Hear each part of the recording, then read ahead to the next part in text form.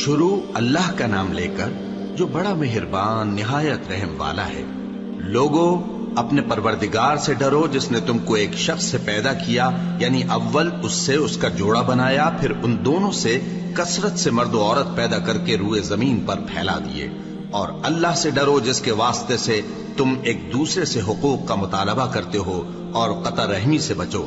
کچھ شک نہیں کہ اللہ تمہیں دیکھ رہا ہے۔ اور یتیموں کا مال جو تمہاری تحویل میں ہو ان کے حوالے کر دو، اور ان کے پاکیزہ اور عمدہ مال کو اپنے ناقص اور برے مال سے نہ بدلو، اور نہ ان کا مال اپنے مال میں ملا کر کھاؤ کہ یہ بڑا سخت گناہ ہے۔ اور اگر تم کو اس بات کا خوف ہو کہ یتیم لڑکیوں کے بارے میں انصاف نہ کر سکو گے تو ان کے سوا جو عورتیں تم کو پسند ہوں، 2 یا 3 یا 4 ان سے نکاح کر لو۔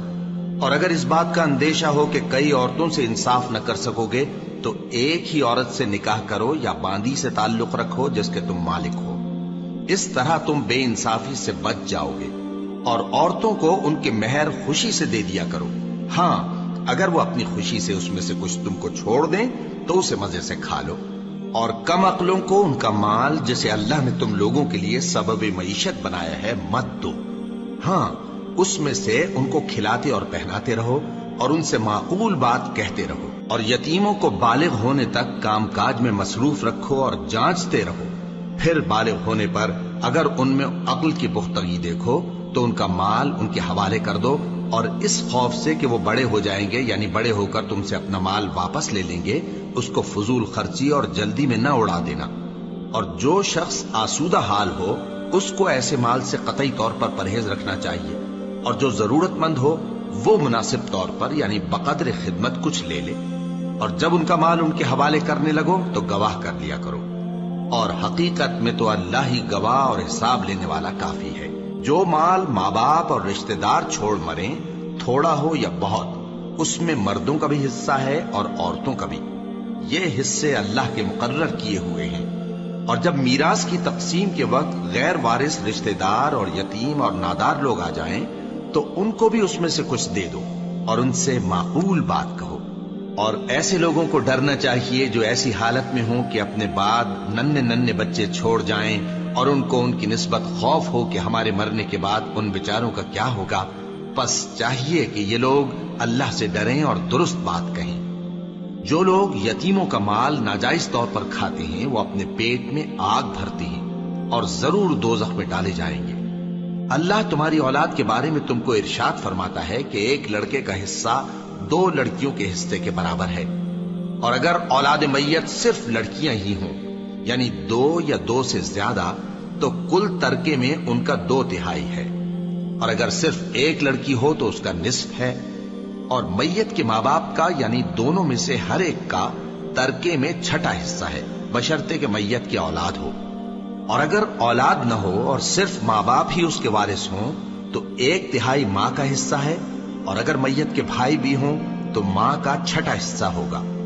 اور یہ تقسیم ترکہ میت کی وصیت کی تعمیل کے بعد جو اس نے کی ہو یا قرض کے ادا ہونے کے بعد جو اس کے ذمے ہو عمل میں آئے گی۔ تم کو معلوم نہیں کہ تمہارے باپ دادوں اور بیٹوں اور پوتوں میں سے فائدے کے لحاظ سے کون تم سے زیادہ قریب ہے۔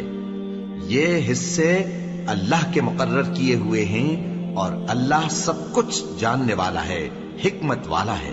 اور جو مال تمہاری بیویاں چھوڑ مریں اگر ان کی اولاد نہ ہو تو اس میں سے نصف تمہارا ہے، پھر اگر ان کی اولاد ہو تو ترکے میں تمہارا حصہ 1/4 ہے، لیکن یہ تقسیم وصیت کی تعمیل کے بعد جو انہوں نے کی ہو یا قرض کے ادا ہونے کے بعد جو ان کے ذمے ہو کی جائے گی۔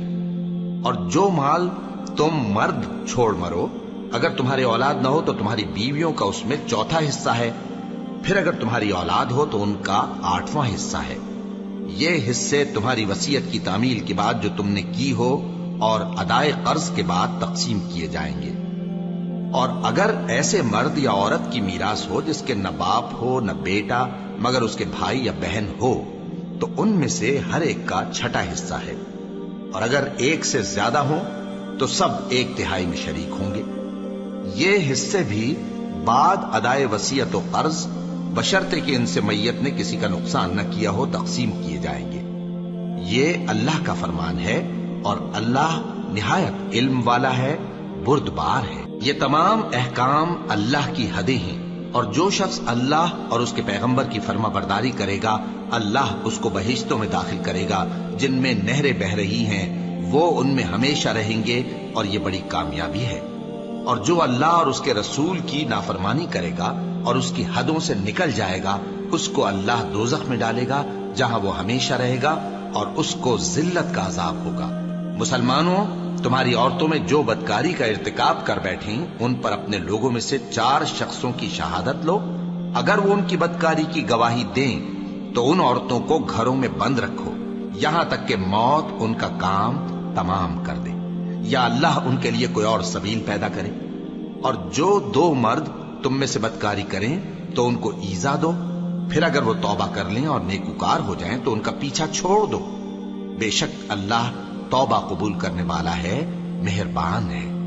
اللہ انہی لوگوں کی توبہ قبول فرماتا ہے جو نادانی سے بری حرکت کر بیٹھتے ہیں پھر جلد توبہ کر لیتی ہیں۔